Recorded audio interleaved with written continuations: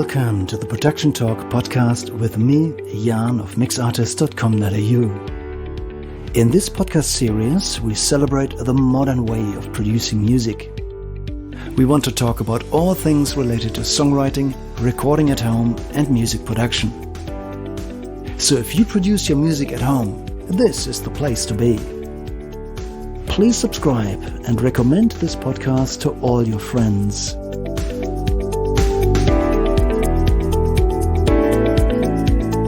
This is the Production Talk podcast, episode 76. Welcome back to another episode of the Production Talk podcast.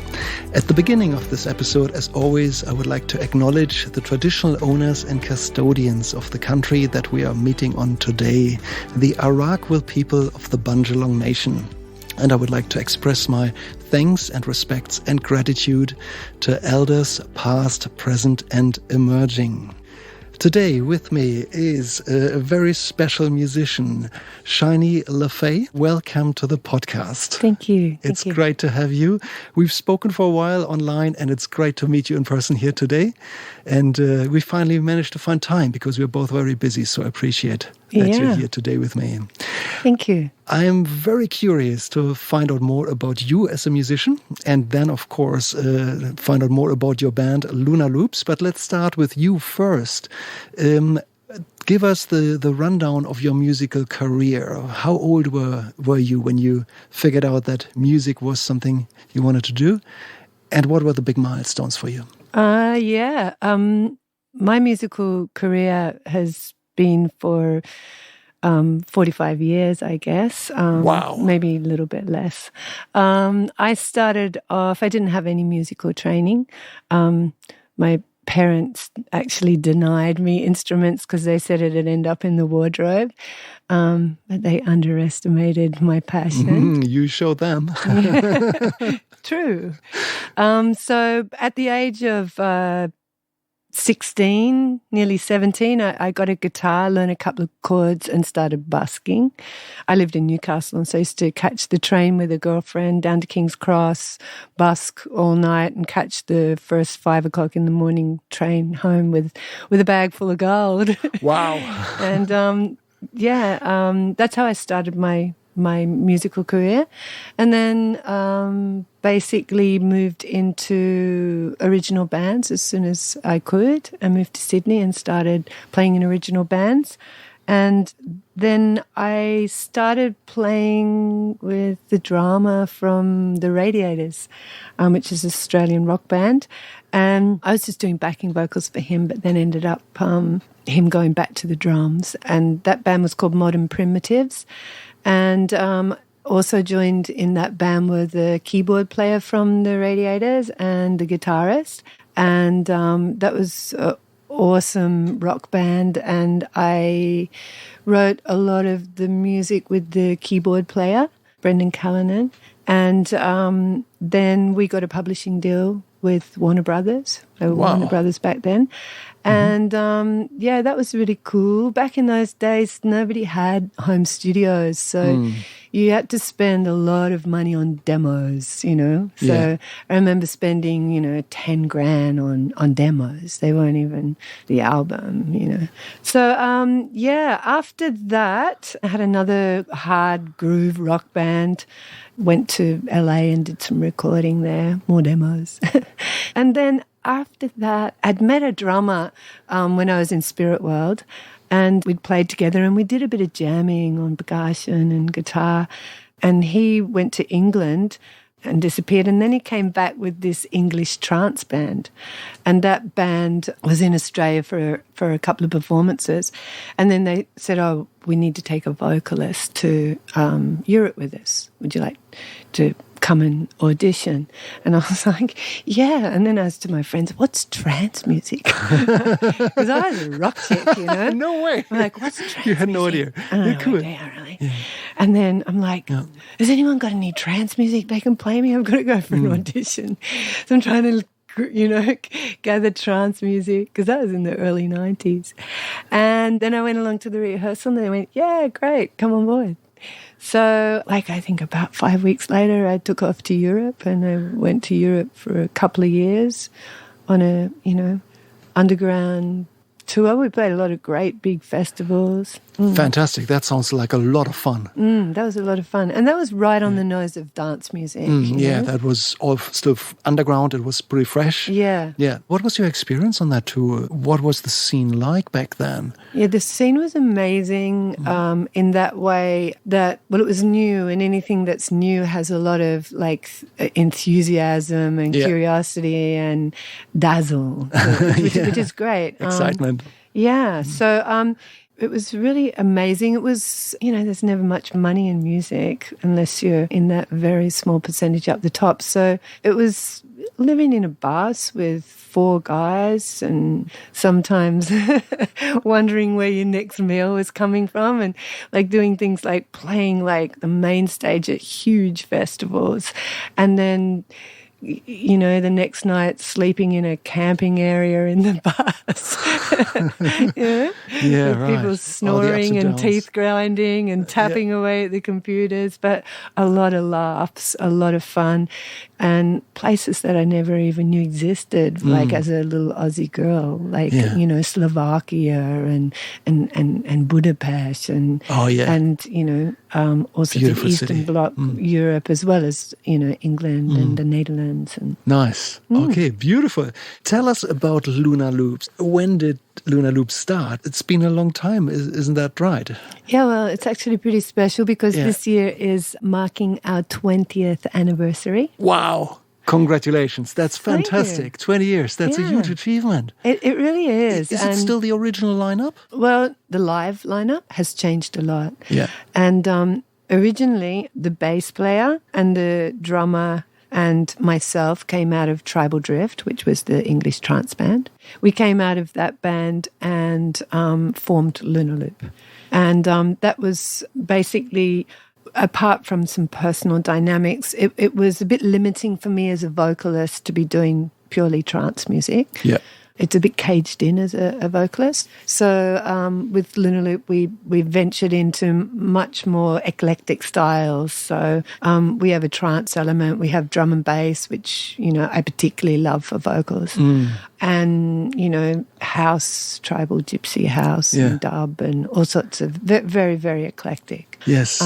So we started with, that was the core writing team. The bass player then married a Dutch girl and moved to the Netherlands. So eventually we ended up not playing together anymore. His path went on a different trajectory. And the drummer and I have remained as the core members and writing team. But we've had countless didgeridoo players, violinists, didgeridoo players from all over the world, which is quite funny. We've had French Caribbean, Argentina, Japan, Austrian. We've had so many different players. That's good. Yeah, you're right. And over the last 6 years, maybe a little longer, we have had Jacinta Simmons, the violinist, that's come on board and been a really big part of Loonaloop as well. Wow. Yeah. Okay. So what makes your band very unique to my ears is that at first it actually sounds like pretty much any other EDM band, but it doesn't. Yeah, I sensed there was something else, and then I looked it up and realized you were actually a live band. So when I first listened, I didn't even know that. I thought it was literally, I went into it with the expectation to hear just another EDM band, but then I discovered there is something very different in a very unique way that really responded well with me. EDM is not something that comes easily to me. I enjoy it, but I would often not choose to sit down and listen to a couple of albums in a row. Loonaloop is different. I did exactly that, and I loved it. It's a journey. Thank you. So But definitely. this human element in there, the feeling of having a band performing, is something I really enjoyed, and I find this very unique. It's not something that I come across every day. So thank you. Yeah, I think that's spot on. Is that we are a EDM band, but we have very much coming from a live sensibility. Yeah, and also the fact that now the drummer and myself both come from rock backgrounds. Yeah, so we come from playing not just programming, but playing. Yeah. And I think that's something that is unique, and it's also what is really transferable to a wider audience, because we have a lot of people come and tell us, hey, I don't usually, if they've seen us at festivals or something, they say, hey, it was amazing. I don't usually go for that style of music, but I love your music. Yeah. And it's because it's because you feel that live feel, that you can relate to the instrumentation and you can relate to the human feel that comes through, but you get all the gorgeous benefits of the beauty of dance music, which is, all the intricacies and the things that you can only achieve through programming and through, digital gizmos, gadgets, recordings. But then at the same time, it's a real experience live. So to see an entire band perform like this, I watch the videos and it's different to see an entire band perform together and look each other in the eye and groove of each other and then I see you dance and, there's so much action. I respond better to that, compared to a person with a laptop and a microphone on stage. Yeah. That's just not quite the same. So I really enjoy the live element there. Yeah, I agree. Yeah. And I think that's always been another really important aspect of Loonaloop that's been important to us, is that we write the music with live performance in mind. What we write needs to be transferable to the stage and not just to playing a recording. Okay, talk me through the process of a song, the life of a song. When is it born? And do you meet up in a rehearsal room, or is it you or another band member bringing the idea to the others? How does a song come together, and how do you work a song? How do you evolve a song? For a start, we all live far away from each other, and sometimes different countries. So we very rarely get in the same room. So we're a very contemporary band in that way, that a lot of our music is done via the internet. So, for example, the drummer has Roland V drums, and he will play the V drums in and record the live performance in MIDI, and then he'll assign whatever sound he wants to the kicks or the hats or something. So he's got that live feel in the performance data. Yep. Just a quick note for all our listeners, some may not know what a Roland V drum is. So it's an electronic drum set. Yeah, it's an electronic from the world of, from the ecosystem of electronic drum sets, the Roland V drums are definitely up there. They're among the finest ones in the market. They're really not cheap. Yeah, they're not cheap because they are quality and they're constantly evolving. And either you use like the sounds that they have assigned in their particular module, or you can just use that data and program whatever, assign any sound from whether it's Logic or Ableton or wherever you want to get your sound from. Oh, so that's great. So it actually starts off a performed drum beat rather than a loop. Yeah, that's right. Okay. That's right. And I think that's important. And I think that's sort of also the essence of what we are is like, yes, we're using all this digital and programming, but we're doing it live. So even from where it starts from, you're getting this live feel to the beat, and then it's transferring into MIDI. Say, I must have missed the name of your drummer, please. Andrew Burns. Andrew Burns. Okay. Yeah. So hey, Andrew Burns. Hey, Andrew. Drum master. Yeah, much respect to you, Andrew. Absolutely. So does that mean Andrew would be basically initiate a new song? Would he start the songwriting? I would say most of the songs have been started by Andrew, and he would be probably 90% of starting the songs, I would say. Before I started SAE, I was coming on board after that, but I would do 10% of the songs on my own. Yeah. And for me, I obviously don't play the drums in live. I would use loops, or I would just program, the basics in, get the feel I want, and then hand it over to him to do the drums later. So basically, Andrew, he's a very accomplished musician. He's not only a wicked drummer, he has been to the conservatorium and done music. And so he's a multi-instrumentalist, which is awesome for him. He also is a wicked percussionist. So so it doesn't take forever, Andrew would start the tracks and then they would bounce between us, So I would, put my riffs and keyboards and synths and the vocals, obviously, and then we get together and we work on the arrangements together. And every song's different. Some song might be very equal. Some might be one person spends more time on it. Yep. Definitely Andrew Burns has been the major creative force as far as the programming goes, but everyone's got their own superpower and they bring it. Yeah. Cool. And, so how do you exchange files remotely over the internet? Do you all work on the same DAW and exchange your session files? No, that hasn't worked for us with the DAWs because people are always, having to upgrade and this and that. Different versions. You can't send it to me because my version doesn't talk to your version. Yeah.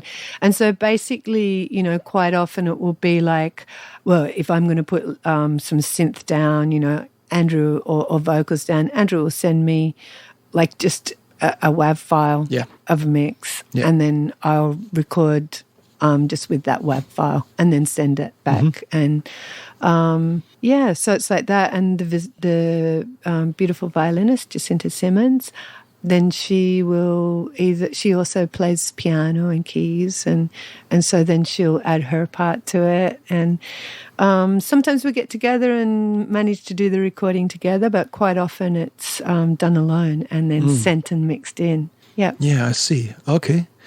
And at what stage do you then say, okay, the song is written, let's actually start to record and produce that? Is that one big process? Does it just flow from one into the other? Or is there actually a point where you say, okay, everybody, let's get together, let's make a record and let's start to record? No, it's the latter. It's all together. Like basically we it just keeps evolving until it's finished. It's not like we don't do the demo and then redo it. It's like we do it and it evolves as it goes until it's like, yep, that's it. It's done. Yeah, right. So the entire production process, including what we typically know as programming, recording on stage, that all happens online until it's going to get mixed and then mastered eventually? Yeah, that's right. Yeah, right. And so, like with Down the Rabbit Hole, for example, dance music takes a long time to write. The programming is tedious, and if you're not using loops and you're crafting things, and you're not using formulas, but you're just kind of letting that process happen creatively, organically, then it's very, very time consuming. So, a track can take months, I see. With Down the Rabbit Hole, we already were on tour. Like we'd started the album in England. We got back to Australia. We'd done a lot of the work in Australia. Hoped to be finished before we started tour. We've got to have the new album for tour. We got to tour. It's not finished. But then, oh, great, we're all together. So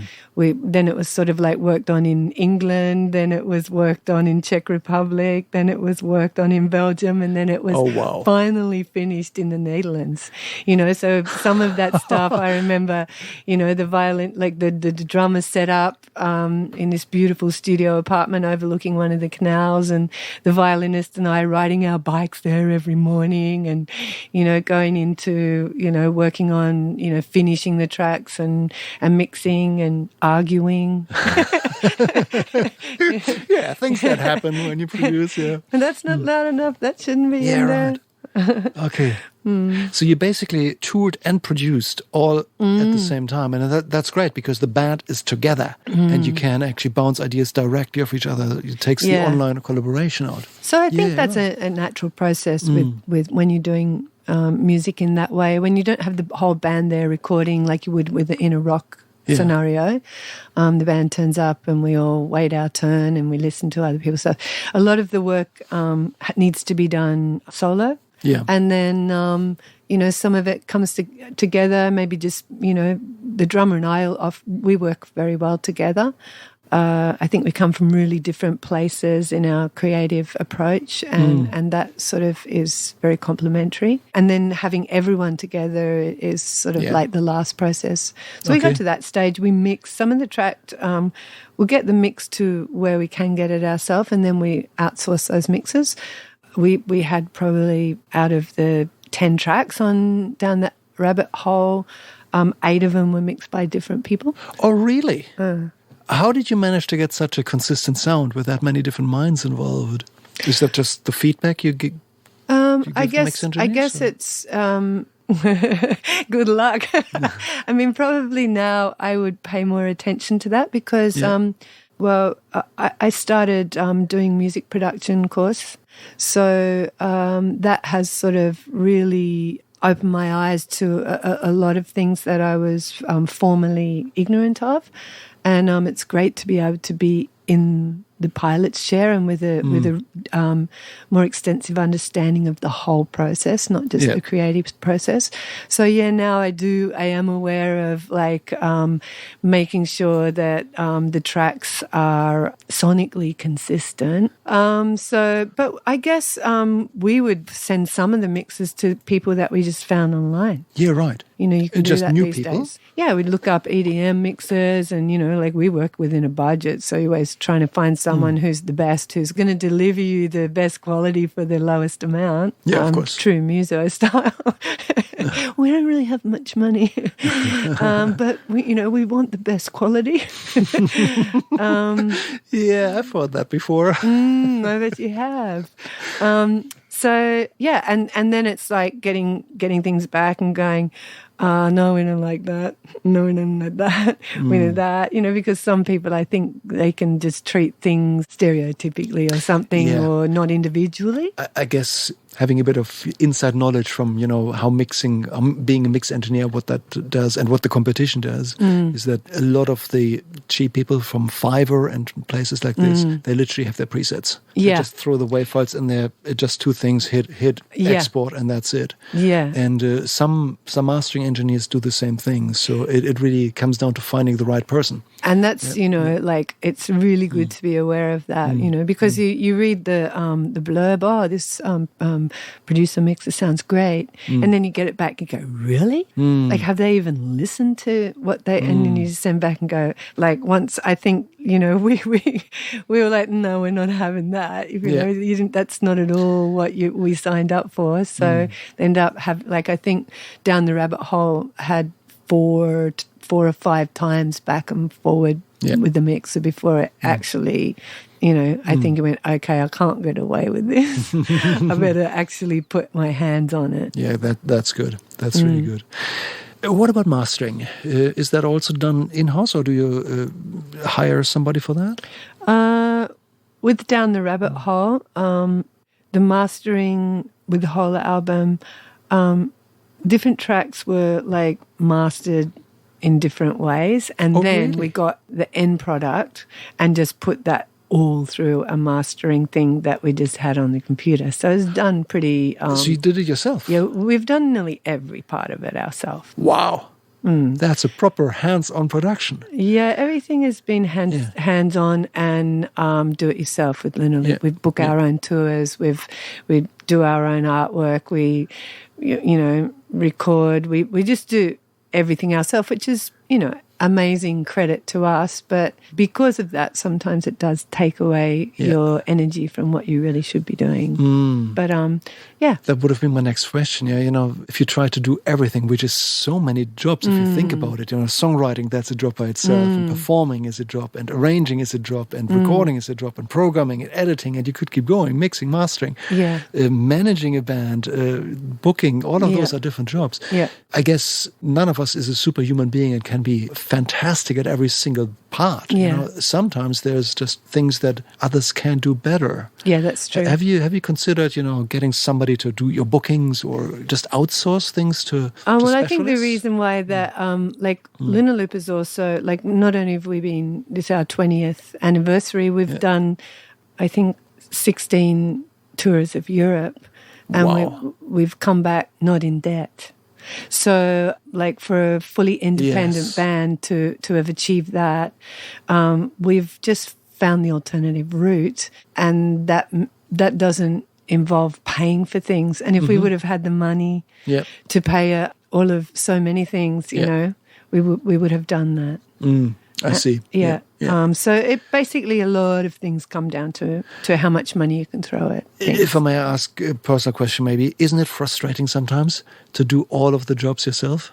Oh, sometimes you think, that drummer in Spinal Tap that spontaneously combusted. I understand why. Yeah, right. So keeping a band together for 20 years, that's a humongous achievement. You know, not many people do that. What's your recipe? You know, you have all the burden of performing and all the other jobs, and you're still not at each other's throats, and you're still a band. What's your secret? Well, first of all, I think the music has a magic. You know, it's in a particular vibe that is uplifting, and it does have that effect on you. Performing live dissolves a lot of things, you know, like you can, it's not to say that we're never at each other's throats. I mean, like go on tour, and I always think on tour, all those reality television shows like Big Brother and whatever, where they feel like they're under stress. It's like, come on tour with Loonaloop and feel what it's like, you know, to be in each other's face 24 hours in compromised situations, and you're tired and you know, like maybe some of the bigger bands, we don't have always, you know, great accommodation and stuff. So we make do a lot. And so sometimes, you know, and like I said, in the process of writing, sometimes it does get to a point where you can be in a bit of conflict, but that passes. We just don't hang on to it. Okay. And you just go for the, you don't hang on to it, and you go for the higher good. And you just, at the end of the day, we're friends. And that's what relationship is all about. You work through stuff, and it's such a privilege to be able to play music together and tour the world and play music, and so those things dissolve, and they don't, you know, we just don't, it's not important. That's fantastic to hear. Amazing. Look, I can really sense how playing live is really at the core of Loonaloop, yeah? I can imagine, coming from a rock background myself and having played, you know, rock shows as a drummer, that's very different to EDM on stage, isn't it? To play live with drums and violins and vocals and other instruments. And programming. So that's an entire new challenge. Talk me through the technical side of things. Is everybody on a click? No, only the drummer is on a click. Okay, so you've got a backing track that feeds the drummer's headphones, I guess, or that's right. So we use Ableton, and you know, the drummer is basically working the laptop, and so he also has he plays an acoustic set, a drum kit live, but he has triggers on it. So you know, he'll be able to change the sound of the kick and the snare with the triggers that we're going to suit. You know, because like obviously a drum and bass kit is going to be a lot different to, you know, say a trance kit or some other kit. So he uses the triggers, and he triggers the laptop. So he's on a click, and everyone else is playing to the drama. Yeah, cool.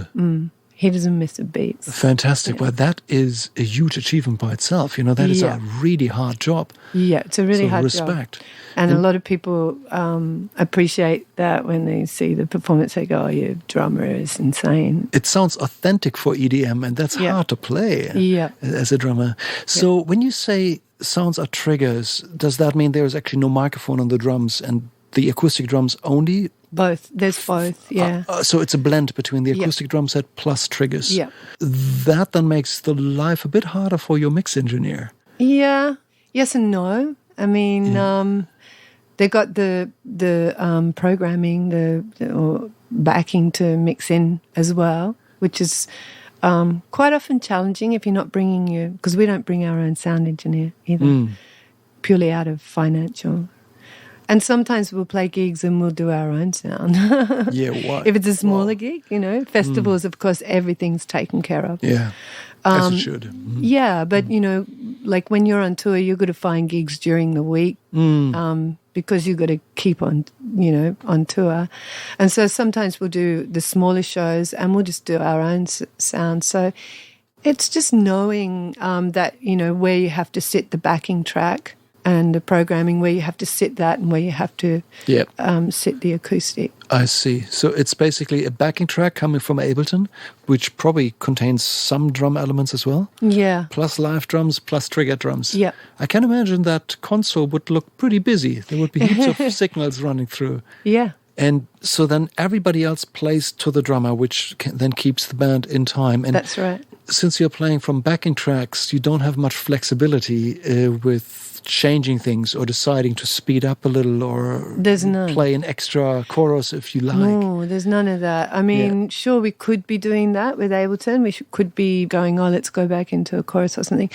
But the nature of our tracks is very orchestrated, and it's orchestrated in something that works. And usually we've only got a certain amount of time to play, so we want to do an amount of tracks. Yeah. So we're not really just jamming out on a groove for, I guess that's expected for EDM, and that's why it's different. And some people don't like it. Some musicians don't like it. They go, I don't want to be a slave to a really solid structure. But I've always really enjoyed it because of, for me, that's a real freedom because it's there, you know where you're doing and it's taken care of, so you can kind of leave that space and fly in it, Yeah, I see. Yeah. Okay, great. But some other people feel like you become a slave to it. I don't ever feel like that. Okay.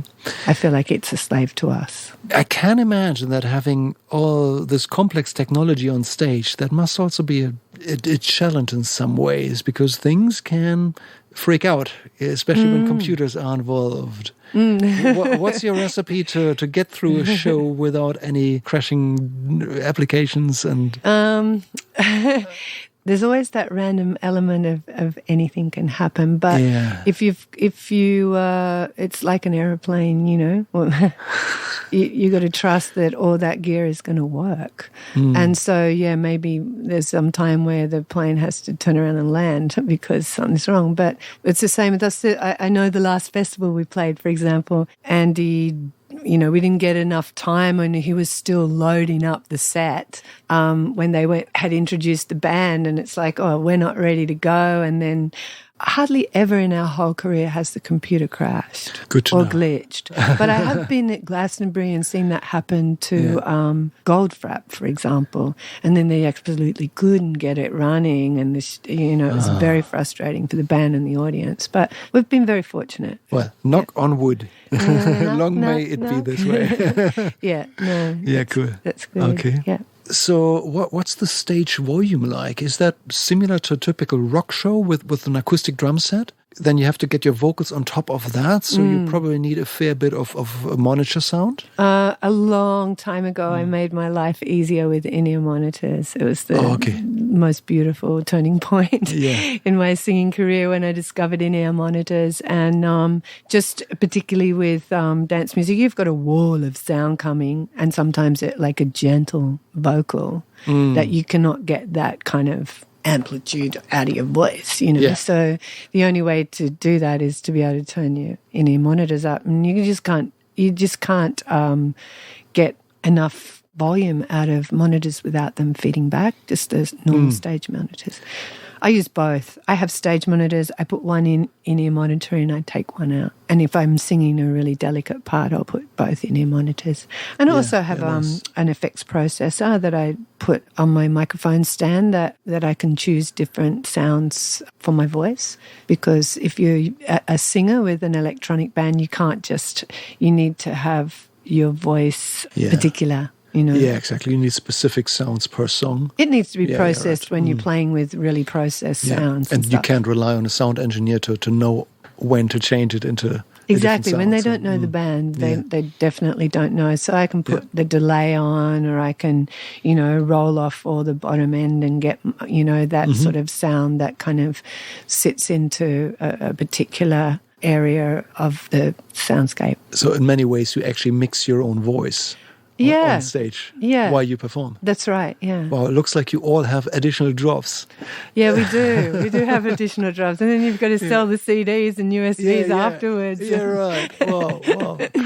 Yeah. Wow, that's fantastic. Look, are you comfortable talking about the plans for the future? Yeah. Are you working on new music? Yes, Is there going to be a new album at some stage, more touring? What's going to happen? We definitely are touring this year. We're going back to Europe after not being in Europe for 3 years. So we're booking festivals at the moment. We have quite a few booked. And we're going to have a new album that comes with that.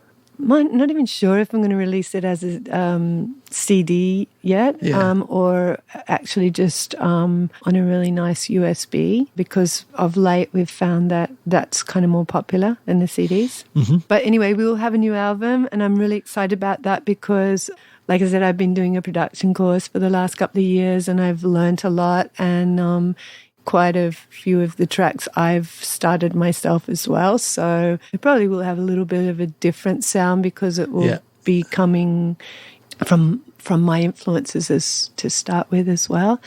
Yeah, and Andy's been writing, and we're going to put the accelerator down now because we'll be starting to tour in June. Yeah, start off in England and play down in Cornwall at a festival down there, Three Wishes, and then head to Glastonbury, play at Glastonbury. Wow. Then catch the ferry over to Belgium and play there and the Netherlands. So, lovely. So you're escaping the Australian winter to go to the European summer and tour. Yeah, what a dream. What a dream. I'm ready to do that before we're definitely a migratory bird, that loves to follow the sun. Yeah. Definitely. Wow, that sounds amazing. Look, I wish you all the luck you need for this. Have heaps of fun. It sounds like you're up on you're cruising on a wave there. Yeah, thank you. Enjoy every moment. This sounds amazing. Yeah, and if anybody is listening and they like to check out our music, just to remember, we're Loonaloop, but we're Loonaloop. A lot of people get it mixed up with LU. There's lots of stuff online. You can buy our music off our website. You can listen on Spotify. Cool. What's your website address? That's just loonaloopmusic.com. This will be in the show notes, so you have no excuse. Finish the episode, then go to the end of the podcast players page and click the button. On the links. It will get you straight to the show notes, and we'll have the link right there. Yeah, that awesome. would be fantastic. Yeah, and I just want to say what an amazing space your studio is. Like, just coming out here into the rainforest, and everything is just so aesthetically and practically excellent. It feels awesome, and Thank you so I hope much. to be able to do some work in the studio. Look, we should probably tell the listeners that we're taking this interview in the middle of my maintenance period. It's quite January, so the studio is taken apart. All the rack gear is on the couch, and there's a pile of cables. So it's not very aesthetically pleasing at the moment. I think but I appreciate your kind words. It's momentarily changed to Spaghetti Circus. Yes, exactly, Spaghetti Circus. And I'm in the process of getting everything to much better and more flexible than it has ever been. So I'm quite excited about that. So thank you so much for your time today. I really appreciate you sharing all of this. It's quite inspiring. Thank you so much. And can I say one more thing, please, since we're talking about it? I have had ongoing arrangement with Roland. So we have the most amazing Roland gear. A lot of my things that I've recorded that I can't reproduce live because there's a lot of synth stuff that, if you've used, processing on the way, it's never going to happen again. So I use the SPDX sampler, and I trigger a lot of my own synth loops or soundscapes or samples through that, and synths so I just want to say that. So are you endorsed by Roland? Not actually endorsed, but sponsored. So fantastic. Yeah. Well, that's very kind. Look, let's add a link to the show notes as well. That's very generous of Roland to support you. Let's give him some love back. Let's put the link in there. So cool. Fantastic. So you're happy with the products? Works out for you? It's been amazing, like all through the years, and it keeps changing. Obviously, the gear keeps getting, the synths keep changing, and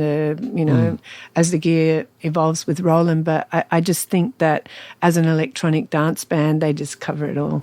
It's amazing. They've been around for a long time. They were there right at the beginning, so they know what they're doing. Yeah, I mean, there's lots of synthesizers out there that. Of course. I mean, we use a lot of different synths, like digitally in the process of recording as well. Thank you for sharing. Yeah.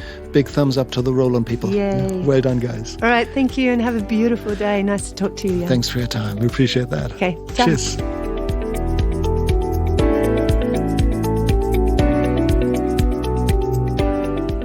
The amazing Shiny LeFai on the Production Talk podcast. Thank you so much for sharing all your wisdom about live electronic music, and I wish you all the best for your band Loonaloop.